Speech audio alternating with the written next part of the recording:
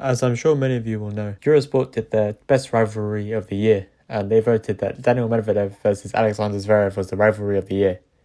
Now, this was quite controversial because I'm pretty sure many people thought that a different matchup would be the rivalry of the year. For example, Alcaraz Djokovic, which gave us very good matches, 2 in Grand Slams this year. So let's go through Medvedev versus Zverev and see whether their rivalry could really stack up to Alcaraz Djokovic. And before we continue with the video, 99% of you guys are not subscribed. So if you enjoy regular tennis content, do me a massive favour and hit that subscribe button. So they first met at Indian Wells 2023. Their first match since Zverev had beaten Medvedev in the ATP Finals final in 2021, capturing the title that year. And in this match, it was a very, very close 3-set match, with Medvedev coming out winning the last 2 sets 7-6, 7-5, having lost the opening set in a tiebreak. And this was Zverev's match to win, to be fair, because he was putting on the most pressure. He won the first set, and overall he was playing a much better player until it got to the tail end of those last 2 sets where his level kind of dropped. And also this match was also notorious for that ankle incident where Medvedev looked like he rolled his ankle or injured his ankle when he fell over, and then obviously Zverev coming to his aid, perhaps sympathising with him because he knows how difficult ankle injuries are, rushing to his aid. So it was a nice bit of sportsmanship to see, even though I don't think Medvedev wanted him to touch him or something, which is kind of funny. But yeah, so first match, not a bad match. Scoreline very close, good quality rallies. I mean, these two, although some people may find the rallies monotonous, the rallies are still very decent between the two of them because they can go on for ages and ages. And their next match as well was another one that Daniil Medvedev won in 3 sets in Monte Carlo. However, this was another one that Zverev should have won. He served for this match, I think, 3 times. He should have closed it in straight sets.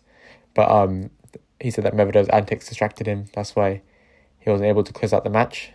Even in the second set, I think he had a double break, and he ended up losing that 9-7 in the tiebreak. So another high quality match. The rallies were good. Medvedev playing well on clay.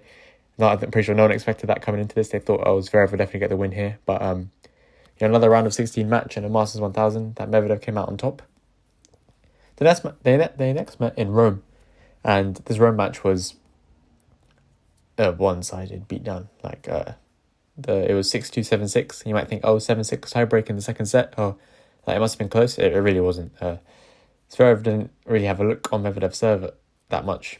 Medvedev was playing well above Zverev's level. Something about those wet Rome conditions and Medvedev just gelled. It was a harmonious relationship that week.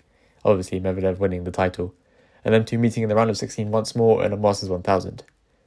Now we get into Zverev's only win of the season in Cincinnati. Another round of 16 match where Zverev won in 3 sets, taking the third set 6-4.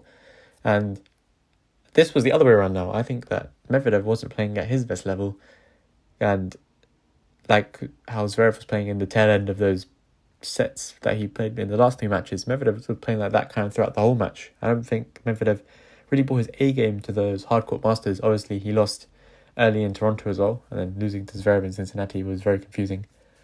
However, I think this was the one where I think people would have wanted Medvedev to win, because he could have potentially played Djokovic in the semi-final in Cincinnati, and then, we could have got some good matches in Cincinnati then if we've got Medvedev versus Djokovic, and obviously we knew Alcaraz made the final, and then obviously Alcaraz and Djokovic played that 4-hour thriller. But, we're going to Zverev for getting the win though, because he overcame the mental hurdle that was beating Medvedev in a Masters 1000 round of 16 match, as they played 4 times, and the head-to-head was 3-1 to Medvedev. Now in Beijing, Medvedev was just on another level to Zverev, 6-4, 6-3, nothing much to say, just Medvedev playing at extremely good level. Similarly, in the ATP finals, Zverev just couldn't really compete with Medvedev's counter-punching ability, because lots of times where Medvedev looked like he was out of the rally, but then would pull something out the bag that would just, completely turn the rally in his favour. Similar to like a steal, if you've seen those graphics of steals for ATP players, that's what Medvedev was doing. And again, Medvedev just outplaying Zverev. But in those first 3 meetings, Zverev should have won 2 of them. He should have won Indian Wells and at Monte Carlo. So the head-to-head this year should have been 3-3.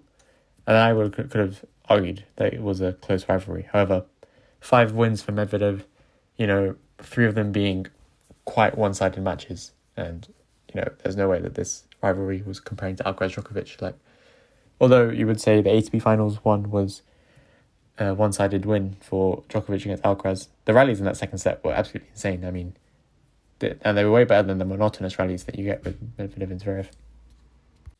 And obviously then the Cincinnati final and Wimbledon final being amazing matches. You'd probably say the matches of the year. So this vote for me was going to be for Alcaraz Djokovic. Medvedev and Zverev were just not the rivalry of the year.